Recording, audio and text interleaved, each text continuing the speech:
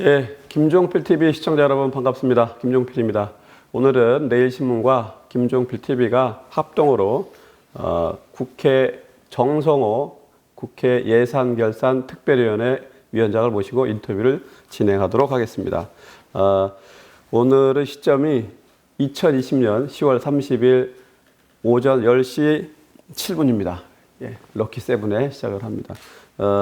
이 공간은 국회 예결위원장실에서 진행을 하고 있습니다.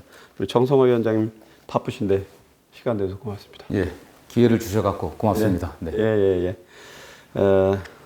뭐 내용 있는 인터뷰를 위해서 사전에 이제 특히 예산 결산 또 우리 국민 여러분 또 납세자 여러분들의 소중한 피와 땀 같은 예산을 운용을 하는 또 책임지는 그 인터뷰이기 때문에 사전에 질의 요지는 드렸습니다. 그래서 내용도 잘 알고 계시고 하니까 진행을 좀 하도록 하겠습니다. 뭐 정치 현안도 좀 질문 드리고요. 예, 또 어쨌든 예산 결산 현안에 관한 거 또 뭐 이건 정무적 사안도 이렇게 말씀을 듣도록 하겠습니다.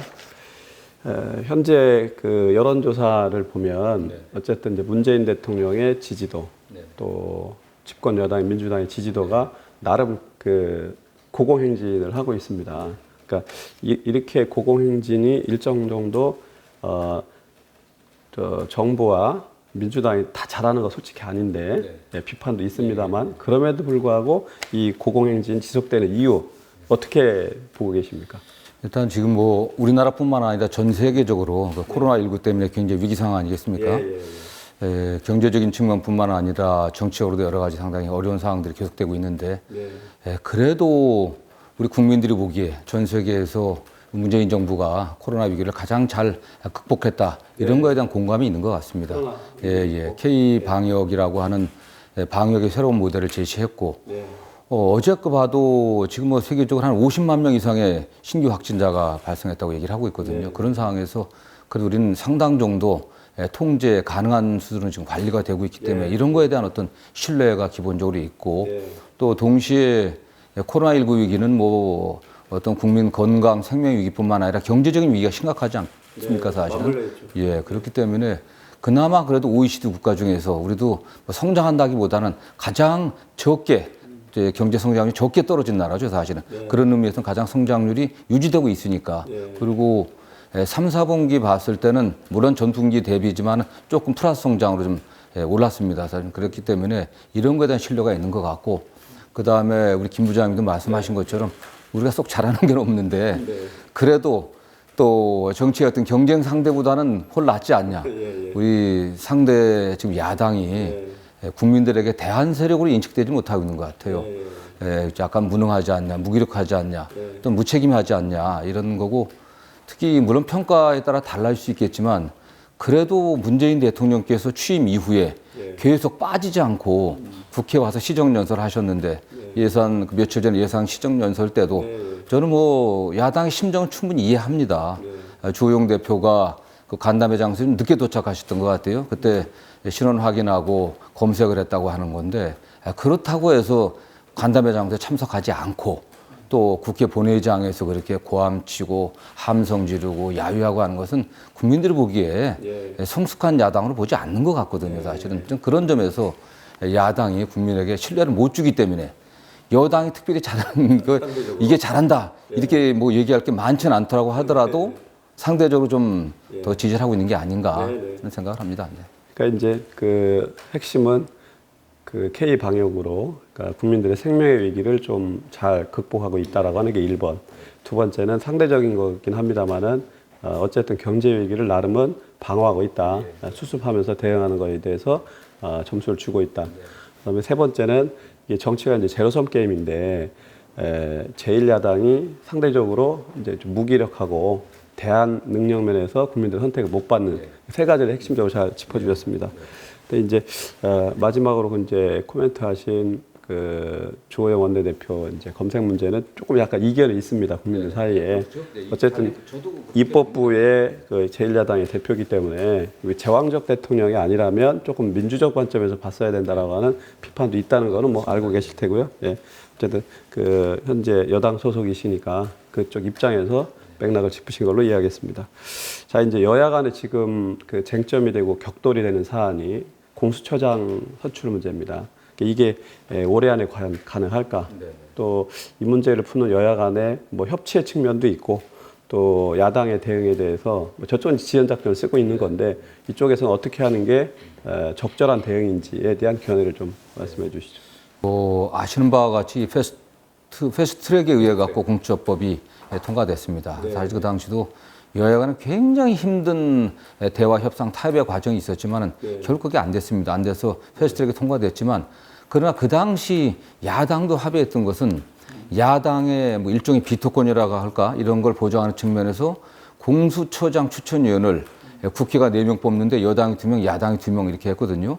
근데 그러면 그리고 공수처장 추천 7명 중에서 6명이 동의를 해야만 공수처장을 추천할 수 있게 되어 있습니다. 근데 야당이 2명 추천을 21대 들어와 갖고 얼마 전에 했습니다. 수개월 동안 지연을 하다가 그걸 추천을 했는데 또 추천위원 중에 한 분은 또 상당히 뭐 공수처 출범 자체를 반대하셨던 분들이기 때문에 이것도 새로운 또 지연 작전 아니냐 이런 생각을 저희들이 할 수밖에 없는 거고요. 문제는 어쨌든 공수처법이 국회 통과돼 있습니다.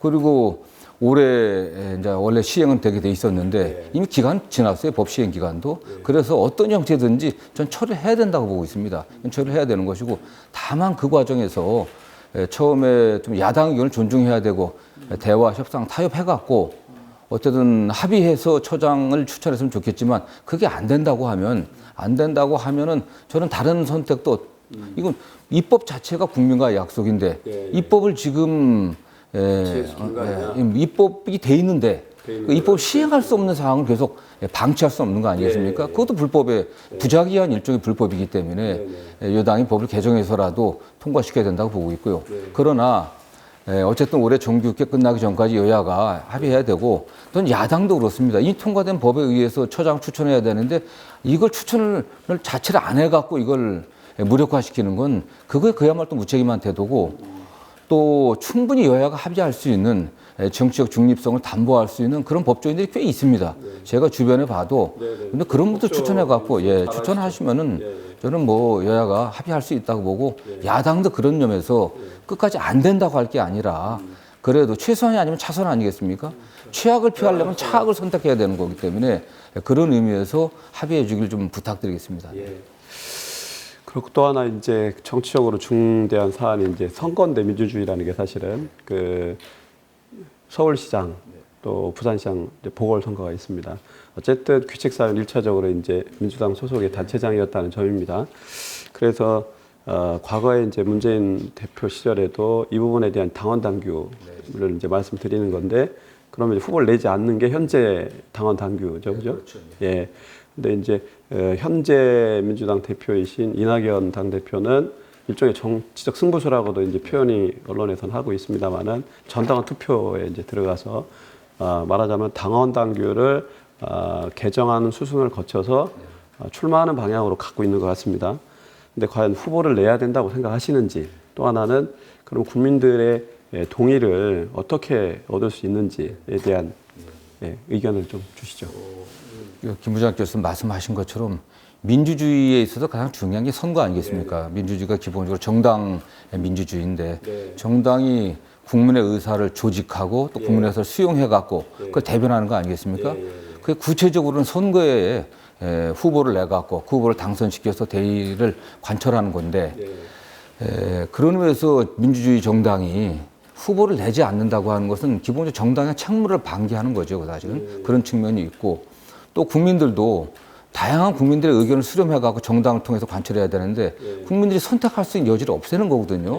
국민들의 그 선택권을 우리가 막는 거기 때문에 그 두 가지 측면에서 후보를 안 낸다는 게 문제가 있고 다만 지금 현재 민주당의 당원에 의하면 내지 않는 게 원칙입니다. 그렇기 때문에 이 현재 내지 않는 이 당원을 고칠 수밖에 없는 상황이고 저는 그런 면에서 그 부득이한 상황에 관련해서 이낙연 대표도 국민들에게 사과했고 더군다나 이런 상황이 오게 된 그 원인을 우리 민주당이 제공했기 때문에 그 상황에 대한 어떤 피해자분들 그 피해자분들에 대해서 정말 대표께서 전에도 사과를 하셨지만은 이번에 관련해 갖고도 피해자들에게 정말 진심 어린 또 사과를 했다고 보고 있습니다. 그래서 국민들에게 사과하고 또 해당 사건의 피해자분들에게도 또 진심 어린 사과를 했고 이제는 그 다음은 국민들의 의사 그리고 또 당원들의 의사, 당원들의 의사를 묻는 과정인데 그게 이제 전당원 투표 아니겠습니까? 그래서 전당원 투표를 통해서 어쨌든 당원이 개정된다고 하면은 뭐 당원들이 반대한다면 할 수가 없겠죠. 그러나 당원들이 개정이 옳다고 하는 후보를 내는 게 옳다고 하는 그런 판단을 해주신다면 내야 된다고 보고 있습니다. 네. 그러니까 이제 민주당의 당원들도 시민의 한 사람이고 국민의 한 사람이기 때문에 당원들의 어떤 선택과 판단이라고 하는 게 민심하고 또 국민의 마음하고 연결돼 있다라고 하는 맥락으로 해석을 하시는 것 같고 또 하나는 이제 그렇게 해서 말씀하신 방향으로 간다면 그게 나이스한 프로세스이긴 한데 다시 이제 돌이켜 보면 사실은 이런 당원 당규를 개정을 하고 제정을 할 때는 이런 어떤 경우의 수도 있을 수 있다는 걸 사실 고려는 안 했을 거라고 하는 그렇습니다. 문제제기가 사실 있는 거죠. 그렇습니다. 그래서 공당의 어떤 대표가 사과하고 또 피해자들에 대해서 여러 가지 이제 그것에 걸맞는 존중을 하겠다 이제 이런 흐름으로 이제 가고 있다 이렇게 이해하면 될까요? 예, 예. 그렇고 또 하나는 이제 우리 정성호 의원님, 정성호 위원장님이 실제 이제 소속된 지역구이기도 한데 경기도에 이제 경기 북도 분리해서 신설하는 것에 관한 어떤 정책 의제가 계속 제기돼 왔습니다. 뭐 현재도 그게 제기되고 있는데 이 부분에 대해서는 어떻게 보는 어떤 관점에서 보는 게 맞는지 그다음에 그게 현실적으로 가능성은 어떤지에 대해서 좀 저도 과거 그 17대 때 열린우리당 시절에 우리 경기북도 추진을 위한 당내 위원회를 만들었었습니다. 문희상 전 국회의장님과 함께 그 당내 그 추진단의 그 위원장을 제가 맡았었는데 그 당시나 지금이나 경기 북부 주민들이 분도를 해야 된다고 요구하는 것은 경기 북부의 상대적인 낙후 때문이거든요. 경기 남부에 비해서 경기 북부가 1인당 지역 내 총생산 GDP가 한 67% 정도, 70%가 안 됩니다. 굉장히 낙후되어 있거든요. 지역의 도로율, 뭐 철도 시설들, 그다음에 다른 기반 시설들, 그다음에 뭐 생산 시설들이 훨씬 떨어지거든요. 그런 경기 북부에 낙후된 것 때문에 분도를 하자고 하는데 그러면 그 낙후의 원인이 경기도가 하나로 되어 있을 때 지원을 안 해서 낙후된 것인지 다른 원인이 있는지 이거에 대한 분석이 좀 부족한 것 같아요. 지금 낙후된 원인은 경기 북부가 기본적으로 접적 지역이기 때문에 접경 지역에 그 제한이 있고 상당 부분이 군사시설 보호구역이기 때문에 군사시설 보호구역에 그렇죠. 그 군사시설 보호구역에 대한 제한이 많고 그다음 수도권 규제는 또 그대로 받고 있고 수도권 규제에서도 뭐 자연보존 권역들 뭐 이런 과밀 억제 권역도 하고 많이 규제를 받고 있거든요. 거기에다가 녹지 규제 마찬가지 경기북도 그린벨트로 상당 부분 지정돼 있고 남양주라든가 또 양주일부 고양일부가 상수원 보호구역이 또 돼 있습니다. 그러니까 2중, 3중, 4중의 규제 때문에 됐는데 그러면 분도된다 그 규제를 풀어줄 수가 있냐? 그렇지 않거든요. 그러니까 지금 일부 정치인들이 분도하자고 얘기를 하는데 분도해갖고 나면은 사실은 경기도 재원이 경기북에 현재로서는 더 많이 오고 있거든요. 경기 북부에 들어온 세수가 경기북에 더 많이 투입되는데 지금 낙후의 원인 자체를 해소하는 노력 없이 그냥 분도하는 시기가 적절치 않다는 게 우리 이재명 경기지사의 생각이고 저도 그런 면에서 공감을 합니다. 분도를 하되 어떻게 동시에 어떤 점이 따라가야 되냐면 경기 북부의 그 발전을 막고 있는 그 규제들을 풀어낼 수 있는 그걸 동의를 해줘야 돼요. 그러려고 하면 수도권 정비계획과 군사시설 보호구역 관련 법률들, 그다음에 개발 제한 구역의 지정 및 관리하는 법률들, 상수원 보호구역 관련된 법률들 이런 법률들을 같이 개정 주지 않고 그냥 분도하고 나면 경기는 그냥 떨어지죠 사실. 그런 규제 개혁 등의 조건이 충족이 동시에 가야 됩니다. 방향성은 어쨌든 분도로 가야 되는 거죠. 왜냐하면 경기 북부만 해도 이미 인구가 370만 정도 됩니다. 그런데 경기 북부만 또 따로 나눠서 봐도 이게 전국적인 다른 지자체와 비교해 봤을 때 5위 안에 들어갑니다. 인구라든가 지역 내 총생산이 5위 안에 들어가기 때문에 가능한데 문제는 남부에 비교해서 더 나가려고 하면 그런 규제가 동시에 해소되지 않으면 아무 의미가 없거든요. 문제는 그 규제를 해소하는 건 국회 법 개정, 법을 개정해야 되는데 비수도권 국회의원들이 그걸 해줄 가능성이 아예 없습니다. 제가 보기에는. 수도권 정비계획법 같은 경우, 그다음에 그린벨트 좀 정리해주는 그런 부분에 관련된 입법을 비수도권 의원들이 절대 찬성 못하거든요. 그거에 대한 공감대 없이 그냥 도장 많이 받아갖고 분도만 하자 하는 것은 무책임한 거죠, 사실은요. 위인할 수 있는 어떤 해법들에 대해서 그걸 고민해야 됩니다. 그러니까 그 동시에 이 경기북도 분도 문제는 수도권과 비수도권의 상생 문제. 그러니까 경기 북부를 수도권에서 빼달라고 해야 되는 거거든요. 사실 그 요구는 그게 가능하겠냔 말이에요. 그렇기 때문에 수도권과 비수도권의 상생 문제가 같이 해결해야 됩니다. 이건 지역 균형 발전, 국가 균형 발전, 수도권 집중 완화 이거하고도 관계돼 있거든요. 연관돼 있는 문제입니다, 사실. 근데 그런 그림을 보지 못하고 그냥 뭐 정치적으로 무조건 분도하자 이건 사실 무책임한 주장이죠, 사실은요. 그러니까 지역이 한정되면 그게 이제 지역 이기주의로 가거나 또 그 분도의 어떤 취지를 실효적으로 살릴 수 있는 게 충족되지 않은 상태이기 때문에 사실은 그거는 의미가 별로 없는 성과적이지 않다 이렇게 일단 하도록 하고 그게 충족이 된다면 그런 방향성으로 가는 게 경기도 전체 도민을 위해서 좋고 국가의 균형 발전에도 이득이 된다 이렇게 이제 한번 해석할 수 있지 않겠는가 그런 말씀이신 것 같고요. 그 아까 말씀 주신 대로 이제 엊그제 문재인 대통령이 그 2021년 555조에 달하는 예산안 시정연설을 국회에서 했습니다. 되게 이제 충차에 대한 시기에 와 있고 뭐 12월 2일까지 또 국회법에 따라서 이것도 진척을 시켜야 되는데 막중한 책임을 우리 위원장님이 갖고 계시고 또 이 분야에 이제 경륜이 있으신 게 20대 국회 후반기에 국회 기획재정위원장도 하셨습니다. 예, 그 내용을 잘 아실 텐데 자 어쨌든 이제 기재부가 낸 재정 준칙을 어떻게 평가하시는지 재정의 지속 가능성 이건 또 어떻게 만들 수 있다고 보시는지요? 특히 야당에서도 문제 얘기를 많이 하고 있고 또 많은 국민들이 우리 국가 채무가 너무 빠르게 늘고 있지 않냐 이런 우려들을 하고 있습니다. 현재 우리나라 국가 채무 수준은 올해 내년도 예산이 555조가 통과된다고 했을 때 한 47%가 조금 넘어가는 수준이거든요. 근데 올해 사실 한 38%가 조금 안 되는 수준이었기 때문에 이게 굉장히 급속하게 늘어서 그 속도가 채무의 절대적인 수준보다도 채무 증가의 속도가 빠르지 않냐 이런 우려를 많이 하는데 현재 뭐 OECD 국가 평균에 비춰봤을 때도 우리가 절반 정도밖에 안 되거든요. 그런데 지금 여기서 소극적인 어떤 재정 운영하는 것보다는 확장적인 재정 운영을 해야 된다는 게 사실 OECD라든가 IMF라든가 대부분의 국제기구도 다 동의하고 있는 거고 올해 우리나라의 그 재정 확장 규모는 다른 선진국 OECD 국가 중에서도 가장 낮은 편입니다, 사실은. GDP 대비해갖고. 그렇기 때문에 좀 우려할 만한 그렇게 국민들이 볼 때 우려해서는 할 필요는 없다고 보고 다만 그 채무의 증가 속도가 빠르기 때문에 이걸 좀 완화시킬 필요는 있습니다.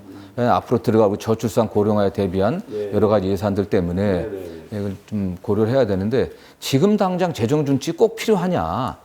저는 상당히 의문이 됩니다. 거기서 일단 준칙이 만들어져 갖고 그걸 관철하려고 하면 소극적으로 재정을 운영할 수밖에 없거든요. 근데 지금 상황이 그런 상황이냐?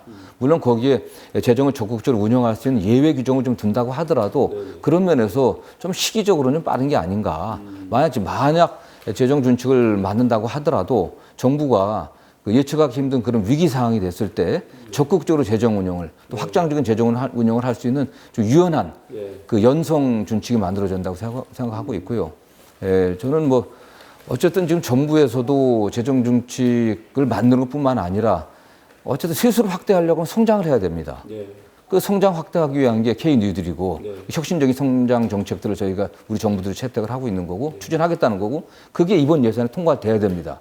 그 두 번째 어쨌든 그 지출 구조 조정을 해야 되거든요. 지금 뭐 이번에도 상당한 정도의 지출 구조 조정을 했지만은 앞으로도 특히 어쨌든 연금 개혁이라든가 이런 거와 관련된 좀 근본적인 어떤 우리가 고민들을 좀 해야 되지 않나. 어쨌든 세수를 늘리기 위해서는 어떻게 성장을 해야 되고 성장을 하기 위한 정책으로 올해 예산에 그린 뉴딜, 디지털 뉴딜, 그 K 뉴딜을 위한 예산들을 반영시켰고 또 그 다음에 중장기적으로 좀 보다 더 강력한 지출 구조 조정을 좀 해야 된다. 그런 대안을 중심으로 할 필요가 있는데 그 이전에 현재는 뭐 시기상조고 좀 유연성을 발휘할 필요가 있다 이렇게 이제 진단하시는 것 같습니다.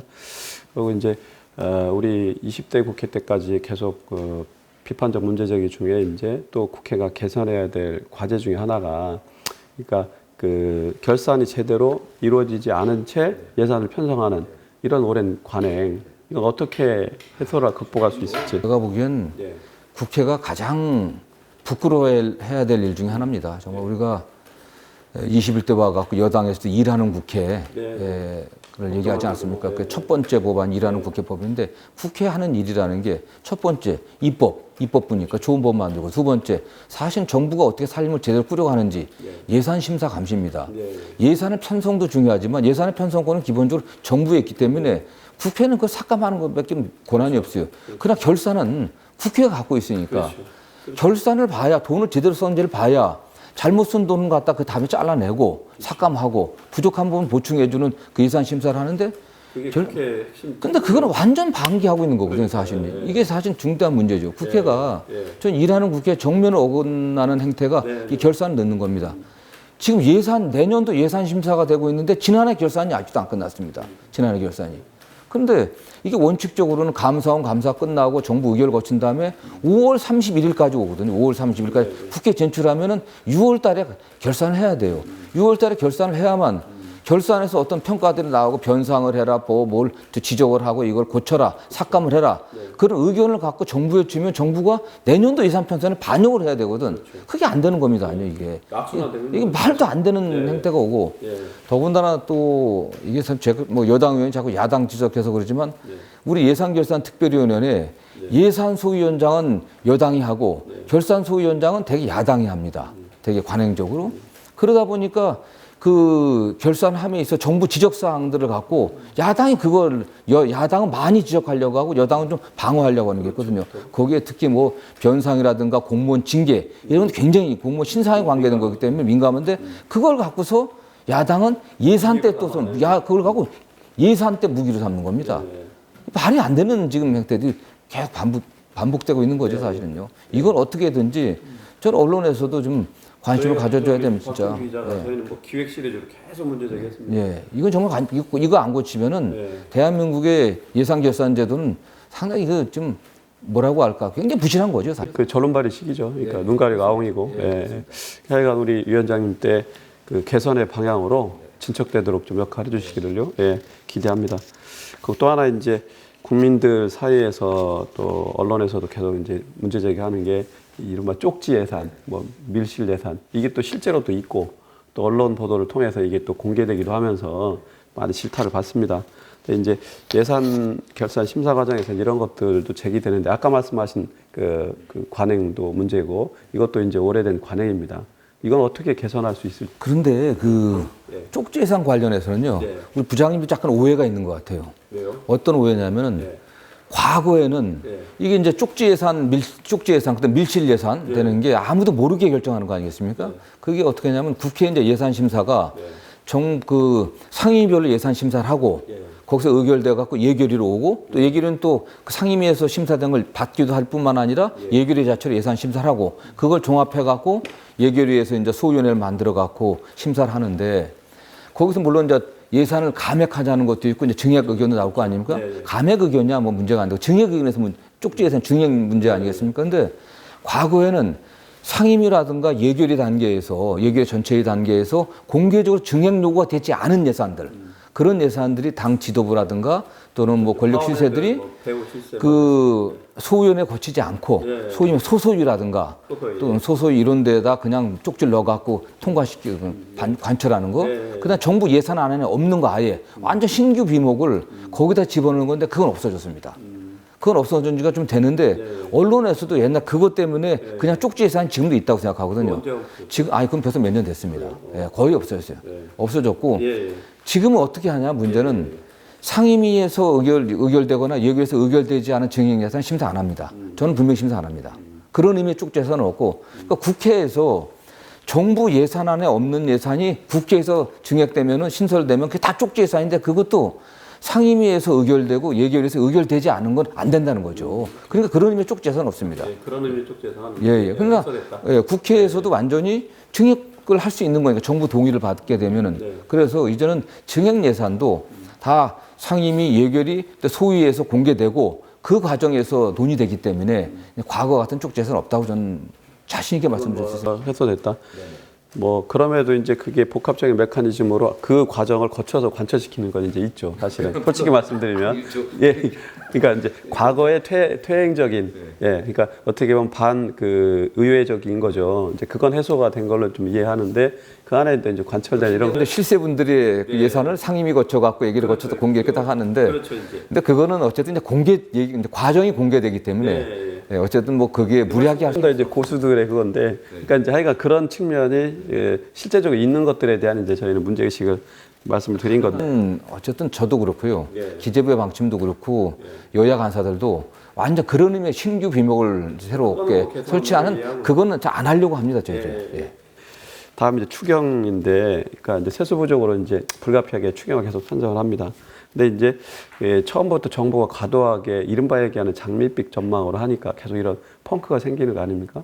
근데 이런 문제들을 이것도 일종의 이제 과거식 이제 관행인데 계속 이렇게 반복되는 관행을 해소할 방법에 대해서는 어떤 전문가들 이제 추경은 뭐 국가재정법에 그 이제 요건들이 나와 있으니까 이제 추경 편성하게 됐을 때 정부가 최초 편성한 이제 세출 예산이 이제 모자랄 때 이제 그 저희가 추경을 편성하는 거 아니겠습니까? 근데 또 과거에 보면은 세수 추계를 아예 좀 적게 해갖고 그게 2017, 18년도가 그랬습니다. 세수가 넉넉한데 그걸 다 세출에 그다음에 확 쓸 수 있게 해줘야 되는데 그 세수 추계를 적게 하는 바람에 그 다음에 상황이 발생했을 때 다시 그 추경을 내는 경우가 있었습니다. 근데 지금 그런 상황은 좀 적고요. 다만 이제 정부가 뭐 기재부 입장에서는 여러 가지 경기 변동에 그 예측하지 못한 요소들이 많이 나와서 세수 추계가 좀 부정확하다 그런 지적을 받고 본인들도 인정을 하고 있습니다. 사실은 그래서 그 면에서는 어떤 선진국의 그 세수 추계 방식들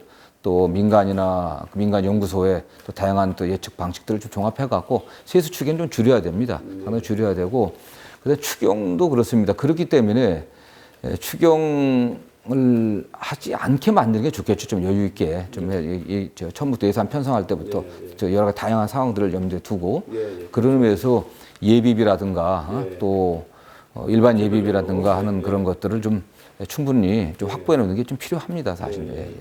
왜냐하면 추경은 좀 약간 그 비정상적인 그 경로 아니겠습니까, 사실. 뭐 보완하는 거긴 하지만 어쨌든 그런 부분에 좀 제도적인 해결책 이런 거를 전문성이 있고 경륜이 있으시니까 좀 그것도 일종의 이제 국회 개혁 중에 하나고 정치 혁신 중에 하나니까 역할 해주시기를 그 건의를 드리고요.